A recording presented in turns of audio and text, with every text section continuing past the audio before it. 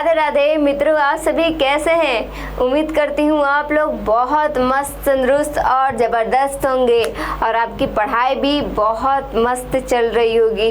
तो आइए बाबू, हम स्टार्ट करते हैं सबसे पसंदीदा चैप्टर जिसका नाम है कड़स्य दान वीरता। ये दान के बारे में बता रहा है बाबू। हमने पिछले लेक्चर में पढ़ा था है ना, पिछले चैप्टर में पढ़ा था कि दान के कारण कैसा दान होना चाहिए बाबू, तो सात्विक दान होना चाहिए। तो इस कहानी में बताया जाएगा आपको सात्विक दान अर्थात सबसे श्रेष्ठ दान क्या है। तो उसका पाठ का नाम भी है कड़स्य दान वीरता। हाँ, एक चीज़ की आपके फायदा हो सकती है क्या, कि जो बाबू जो लोग महाभारत पढ़े होंगे, देखे होंगे, तो उनको डेफिनेटली ये चैप्टर डायरेक्ट उनके माइंड सेट में घुसने वाली है। तो आइए हम लोग ना देरी करते हुए इस चैप्टर को शुरुआत करते हैं। फटाफट वीडियो को शेयर, लाइक और कमेंट करते रहिएगा बाबू। और कड़स्य, एक बार ये कड़स्य दान वीरता ये चैप्टर कमेंट बॉक्स में लिख दीजिएगा, क्योंकि ये लिखेंगे तो ही हमको मालूम चलेगा कितने बाबू आप लोग जुड़े हुए हैं और कितने आप लोग एक्टिव तरीके से इस चैप्टर को कमेंट किए हैं। तो आइए हम आज इसका देखेंगे संपूर्ण अर्थ, इसका हम अर्थ देखेंगे। और आपको उम्मीद होगा कि ये चैप्टर पढ़ने के बाद आपके मन में कुछ न कुछ अंदर से जुनून एवं शक्ति की इच्छा प्रकट हो सकती है। ठीक है, आइए चलिए हम स्टार्ट करते हैं इस चैप्टर को। तब तक अपना क्या निकाल लेना है, अस्त्र और शस्त्र। जैसे कि हमने पहले देखा था, पहले चैप्टर में व्याघ्र पथिक कथा में देखे थे, है ना बाबू। व्याघ्र पथिक कथा में देखे थे कि किस प्रकार लालच और लोभ में कर दिया जा रहा है। किसको बाबू, तो लालच और लोभ दिया जा रहा है पथिक को। और पथिक को लालच लोभ देने के बाद क्या होता है कि पथिक को लोभ दे देता है कौन बाबू, बाघ भैया। लोभ देने के बाद क्या होता है कि वो आता है और दलदल में फंस कर, कौन भाई, तो पथिक आता है और दलदल में फंसकर अपनी जान को गवा देता है। कहता है बूढ़ा कि मैं तो क्या, मेरा नाखून भी टूट गए हैं, मेरे दांत भी टूट गए, मैं तो वंशहीन हो गया हूँ और इस पाप से छुटकारा पाने के लिए मैं दान कर रहा हूँ। तो वो दान महादान नहीं होता है, वो दान ऐसे आपको लोभी बनाने के लिए, आपकी जान लेने के लिए, आपको छल करने के लिए दान दिया जाता है। सात्विक दान क्या है और सबसे सर्वश्रेष्ठ दान क्या है, महादान क्या होता है, आज हम इस चैप्टर में देखेंगे। आप देख सकते हैं कि सबसे मस्त आज कहानी में आने वाला इंटरेस्टिंग बात जो हमारे धर्मशास्त्र से जुड़ा हुआ है, ये है आपके इंद्र जी। ये है इंद्र भगवान। कौन है, इंद्र जी। ये है इंद्र और ये है कर्ण। कौन है बाबू, ये है कर्ण। कौन है, तो ये कर्ण है। जो कर्ण है वो कुंती के पुत्र होते हैं और जो ये अर्जुन होता है वो इंद्र के पुत्र होता है। तो क्या होता है वार्तालाप कि इनका जब जन्म होता है कर्ण का, तो जो माता कुंती है, इनके भी माता कुंती थी। तो कुंती माता जो थी, इनको एक बड़ा सा टोकरी में इनको नदी में प्रवाहित कर दी थी। और क्या हुआ था कि ये बचपन में किसी और के घर में रहने लगे। कोई नदी में मछुआरा या फिर कोई मिला होगा, उन्होंने इनको पाला पोसा, इनको बड़ा किया। फिर इनको बाद में पता चला कि कुंती ही हमारी माता है। और इनको वरदान में क्या मिला था बाबू, कि जो कवच, इनके जो शरीर है उन पर एक कवच रहेगा और उनको एक कुंडल मिला था। ठीक है, वरदान में यदि ये कवच और कुंडल इनके शरीर पर, इनके जो पूरा शरीर पर जब तक ले धारण रहेगा तब तक ले इनके कोई बाल और बांका नहीं कर सकता था। क्लियर, बाल और बांका नहीं कर सकता था। तो क्या होता है कि जैसे जैसे कर्ण बड़े होते हैं वो भी धनुर्धारी बनते हैं, अर्जुन भी धनुर्धारी बनते हैं। दोनों लोग बड़े हो जाते हैं और एक कगार पर आता है क्या कि महाभारत का युद्ध स्टार्ट होता है। महाभारत के युद्ध में ये बताया गया है कि जब एक तरफ श्री कृष्ण थे और अर्जुन थे और दूसरी तरफ दुर्योधन था, उसके मित्र कर्ण थे। ये बात जब माता कुंती को पता चलता है कि अब कर्ण जो है युद्ध में उतरने वाले हैं, तो वो कहती है कि आप ही मेरे पुत्र हैं। ये सब रोने लगती है और अपने दुखों को बताने लगती है। कहती है कि दोनों आप लोग भाई ही हैं, क्यों लड़ रहे हो, आपस में ना लड़ो, उस दुर्योधन के चक्कर में ना आओ, ऐसा कुछ बोलने लगती है। तब तक से क्या होता है कि अर्जुन भी अपने पिता से कहता है कि पिताजी, कौन, इंद्र को, पिताजी देखिए ना, कुछ उपाय और सुझाव दीजिए कि इनका जो बुद्धि है वो बदल जाए और कर्ण जो भैया हैं वो अपनी जो माइंड सेट है बदल लें। तब लास्ट में क्या होता है, जैसे कि विष्णु जी कभी कभी अवतार लेते हैं मोहिनी का रूप देकर और अलग अलग राक्षसाओं को मारे थे मोहिनी के रूप लेकर, अन्य रूप लेकर। वैसे ही अब इंद्र जी क्या कहते हैं, इंद्र जी एक बूढ़े वृद्ध भीख मांगने वाले बन जाते हैं। साधु जी बोलते हैं ना अपनी भाषा में, साधु जी बुढ़वा बाबा बन जाते हैं बुढ़वा बाबा बन जाते हैं और क्या कर देते हैं, चल देते हैं। किसके भाई, जब ये यहाँ से निकल रहे हैं और उधर से ही आ जाते हैं इंद्र जी। किसका रूप लेकर, बूढ़े बाबा जी का रूप लेकर आ जाते हैं और क्या बात करते हैं कि भाई देखो, हम तुमको, जब ये कर्ण उनको देखते हैं तो प्रणाम करते हैं, तो ये दीर्घ आयु आशीर्वाद नहीं देते हैं, क्योंकि आशीर्वाद देंगे तो इनकी लंबी उम्र हो जाएगी ना, किनकी भाई, कर्ण की। इसीलिए कहते हैं कि आप सूर्य के समान प्रकाशमान हो और चंद्रमा के समान चमकदार हो, ऐसा ऐसा ये देते हैं। तो ये पूछते हैं कि हमको काहे नहीं दीर्घायु का दिए, क्या बोलते हैं, तो वरदान। तो कह रहे हैं इंद्र जी, नहीं, मैं आपको ये नहीं दे सकता। फिर आगे क्या होता है, ये कवच और कुंडल मांग लेते हैं इनसे, कहते हैं कि हमें भिक्षा दीजिए। तो इनके बोलते हैं कि भिक्षा में क्या चाहिए, आप जो मांगेंगे वो देंगे। तो ये कुछ शपथ दिलवाते हैं और यही एक बार ऐसा होता है कि जो इंद्र थे उनको कंठ से कह देते हैं कि आप अपना कवच और कुंडल दे दीजिए, क्योंकि इनके मन में क्या चल रहा था कि अर्जुन पुत्र को बचाना है, भले ही इनकी जान चली जाए, हमें तो अपने पुत्र की प्राणों की रक्षा करनी है। तो ये छल पूर्वक इंद्र जी कर्ण से अपने कवच और कुंडल मांग लेते हैं और इनके शरीर से पूरा रक्त की धाराएं बहने लगती हैं, धाराएं बहने लगती हैं। पूरा इनका कवच और कुंडल निकल जाने के बाद ये वे अस्त्र हो जाते हैं, अस्त्रहीन हो जाते हैं, शस्त्रहीन हो जाते हैं। तो आइए हम इसके पाठ परिचय चलते हैं। उम्मीद करती हूँ ये कहानी इसी प्रकार है, आप देखिएगा, आप समझिएगा तो यही बताएगा। देखिए पाठ परिचय में क्या दिया गया है, देखिए, चलो देखिए पाठ परिचय, ठीक है, पाठ परिचय। भाई तू निकल जाए यहाँ से। हाँ देखिए क्या हुआ है, यहाँ पाठ परिचय में दिया गया है कि प्रस्तुत पाठ कडस्य दानवीरता, कौन सा दानवीरता बाबू, कडस्य दानवीरता भास रचित कर्णभार नामक रूप से संकलित है। जो भास जी हैं उनके द्वारा रचित ये कर्णभार नाम की ग्रंथ से लिया गया है। ठीक है, अब चलिए, इस रूपक की कथा महाभारत से ली गई है।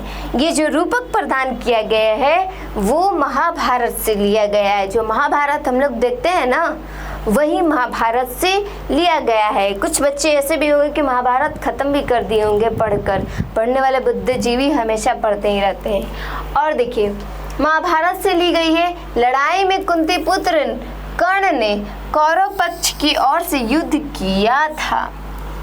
जो लड़ाई में कौरव पक्ष थे उसकी ओर से युद्ध किया था। कौन भाई? कुंती पुत्र कर्ण। हम आपको बताए थे कि कुंती के पुत्र कौन है, तो कर्ण जी है। फिर कर्ण सूर्य पुत्र था। जो कर्ण था वो सूर्य के पुत्र था। हालांकि हमने बताया कि इंद्र के पुत्र अर्जुन थे, परंतु कुंती और सूर्य के जो पुत्र हुए थे वो थे कर्ण जी। समझ में आया? आपको क्लियर हो रहा है? जो इंद्र और कुंती थी उन दोनों के फलस्वरूप अर्जुन थे और कुंती और सूर्य के फलस्वरूप कर्ण थे। चलिए, कर्ण का जन्म कवच कुंडल के साथ हुआ था। जो कवच और कुंडल है वो कर्ण के जो शरीर पर धारण था वो उनके जन्मजात था, वो जन्म से ही उनके पास था। कवच कुंडल उसके रक्षक थे। जो कवच और कुंडल थे वो सूर्यपुत्र कर्ण के जन्मजात रक्षक थे। कवच कुंडल के रहते उसे कोई उन्हें मार नहीं सकता था। जब तक उनके शरीर पर धारण कवच और कुंडल है उनको कोई मार भी नहीं सकता था, उनको कोई हाथ भी नहीं लगा सकता था। अर्जुन इंद्र का पुत्र था। देखिए, हमने बताया कि अर्जुन किनके पुत्र थे, तो वो अर्जुन थे इंद्र के पुत्र। अर्जुन इंद्र के पुत्र थे। इंद्र ने अपने पुत्र अर्जुन की सहायता के लिए अपना कवच कुंडल दान में ले लिया। अर्जुन के सहायता करने के लिए कर्ण से इंद्र ने कवच और कुंडल दान में ले लिया। कर्ण ने अपनी दानवीरता की रक्षा के लिए अपनी कवच और कुंडल शरीर से उतारकर ब्राह्मण वेशधारी इंद्र को दान दे दिया। जो कवच और कुंडल है उसको ब्रह्मवेश रूपी, मतलब जो ब्राह्मण के रूप में आए थे इंद्र, उनको अपने दान के लाज बचाते हुए उन्होंने उनको दे दिया, दान दे दिया। यही कथा प्रस्तुत पाठ में वर्णित है। ये आपका पाठ परिचय है। इसमें बताया गया है कि कैसे इनको लिया जा रहा है। आइए हम देखते हैं किस प्रकार इसको प्रस्तुत किया है। देखिए, यहाँ पर क्या दिया है? तथा प्रविशति ... एत देव शोभनमा कुंता। अर्थ है, हे इंद्र, सूर्यपुत्र के पास ही आप जाएं। क्या कहता है? हे पुत्र, हे इंद्र, सूर्यपुत्र के पास ही आप जाएं। कर्ण के पास जाकर, जो इंद्र है वो कर्ण के पास जाकर कहते हैं कि हे पुत्र, आप सूर्य के पास ही चले जाइए। हे कर्ण, मैं बहुत बड़ी मांगता हूँ। वो कहते हैं कि हे जो कर्ण है, हे सूर्यपुत्र, आप सूर्य के पास चले जाइए, क्योंकि मैं जो दान मांगता हूँ ना वो बहुत बड़ा मांगता हूँ, आप दे नहीं पाइएगा। कौन जी? कर्ण भगवान, जो कर्ण जी हैं वो दे नहीं पाएंगे। किनको? तो इंद्र भगवान को। कर्ण कहते हैं कि मैं अति प्रसन्न हूँ। देखिए कितना अच्छा है, मैं अति प्रसन्न हूँ भगवान, मैं कर्ण आपको नमस्कार करता हूँ। जब ऐसा बोले ना कि मैं बहुत बड़ा मांग सकता हूँ, आप सूर्य के पास से चले जाइए, तो क्या कह रहे हैं कर्ण जी कि मैं बहुत प्रसन्न हूँ, मैं बहुत खुश हूँ, मैं आपको नमस्कार करता हूँ। तो फिर क्या कहते हैं इंद्र जी? अपने आप से कहते हैं, क्या वास्तव में मुझे नहीं बोलना चाहिए? यदि मैं दीर्घायु हूँ ऐसा कहूँगा तो मेरी कामना पूर्ण नहीं होगी। वो मन में सोच रहे हैं ना, जैसे मन में नहीं लगता है, कोई आपसे मांग देता है सामान, और ए मंजू, तो संजू बोलती है क्या संजू? तो कहती है हे मंजू, क्या मैं तेरा सामान ले सकती हूँ? तो संजू कहती है कि मैं इसको दूंगी, ये खराब कर देगी कि नहीं। जैसे दो बहन का लड़ाई देखे हैं, देखिए दो बहन का लड़ाई कैसे होता है। एक कहती है, क्या कहती है कि आज मेरे पास ये ड्रेस नहीं है, चलो किसी फंक्शन पार्टी में चलते हैं। तो दो बहन जहाँ रहती है तो फर्स्ट वाली बहन के पास जो ड्रेस होता है वो सेकेंड वाली पहन लेती है, तो वो भींगी बिल्ली की तरह उसी पर ध्यान रहता है। जैसे जो शिकारी होता है वो अपना तीर कमान पर रखता है कि जब आएगा तो अब हम मार कर उड़ा देंगे, वैसे ही जब छोटी वाली बहन बड़ी वाली बहन के साथ बड़ी बहन उसके ड्रेस पहनती है तो हम ध्यान लगा कर देखती है कि अरे यहाँ पर तो गिर गया, दाग लग गया, जल्दी साफ करो, जल्दी इसको जल्दी साफ करो। तो ऐसे ही ध्यान लगा कर ये अपने मन में सोचती है कि इसको देंगे तो खराब करेगी कि नहीं। तो वैसे ही इंद्र जी कहते हैं कि इसको दीर्घायु हम कर देंगे तो हमारा तो जो सपना लेकर आए थे तो वो पूरा ही नहीं होगा, तो हम इसको दीर्घायु हम नहीं देंगे। ना ना ना, ये देवर खराब है, मेरी कामना पूरी ही नहीं होगी जब इसको दीर्घायु देंगे। यदि नहीं कहूँगा तो मुझे मूर्ख मानेगा, यदि मैं दीर्घायु नहीं कहूँगा तो ये जो कर्ण है ये हमको तो बकलोल जैसा कहेगा कि तो सही में ये पंडित नहीं है, तो ढोंग आ गया है, ये तो ढोंग आ गया है, हमको तो बकलोले समझेगा। चलो इससे बनिए काट दे देते हैं। इसीलिए दोनों को छोड़कर कहता हूँ आप ही देखें, बोलकर हे कर्ण, सूर्य के समान, चंद्रमा के समान, हिमालय पर्वत के समान तथा सागर के समान आपका यश फैलता रहे। और देखिए यहाँ पर अपना बात बचाने के लिए क्या कहते हैं कि हे कर्ण, आपका सूर्य के, चंद्रमा का, हिमालय और सागर की तरह आपका यश फैलता रहे। तो कर्ण कहते भगवान दीर्घायु हो, ऐसा क्यों नहीं बोलते, अथवा ऐसा कहना ही अच्छा है क्योंकि मैं युद्ध में जा रहा हूँ। यदि आप दीर्घायु कहते हैं तो मेरी लंबी आयु होगी और मैं इस युद्ध को भी जीतने में सक्षम होऊंगा।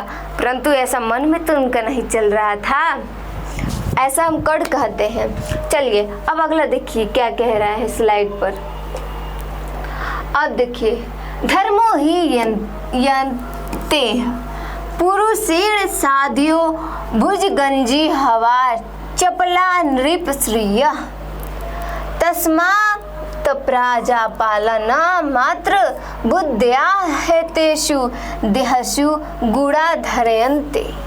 कहते हैं अर्थ में कि व्यक्ति को धर्म की रक्षा अवश्य करनी चाहिए। जो हमारा धर्म है, जो हमारा कर्तव्य है, जो हमारी निष्ठा है, जो हमारी संघर्ष है, जो हमारे जुनून है, जो हमारे लक्ष्य है, जो हम टारगेट बना है, उस पे हमें अमल करना अवश्य है। वो टारगेट को पूरा करना हमारी जिम्मेवारी है। जिस प्रकार धर्म की रक्षा हमें करनी चाहिए उसी प्रकार हमारे जो टारगेट है उसको पूरा करना होगा। क्योंकि राजा का ऐश्वर्य सांप की जीभ की तरह चंचल होती है। जो राजा की ऐश्वर्य है, धन है, संपत्ति है, हीरा मोती जड़ें होती हैं, उनकी क्या होती है, जो जीभ की सांपें होती है उसकी तरह होती है, लपक से आती है लपक के जाती है। आप तो देखे होंगे ना, आप लोग बहुत देखे होंगे, क्योंकि ऐसा ही आपका मन करता है जलेबी खाएं कि समोसा खाएं, समोसा खाएं कि मिठाई खाएं। अब बाजार में जाते हैं तो गोल गोल घूमते हैं, पॉकेट में पैसा कम है,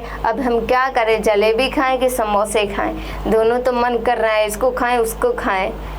कहा गया है ना, इसको पकड़े उसको पकड़ो, किसको पकड़ूं पता नहीं तो ऐसे ही बताए गए हैं।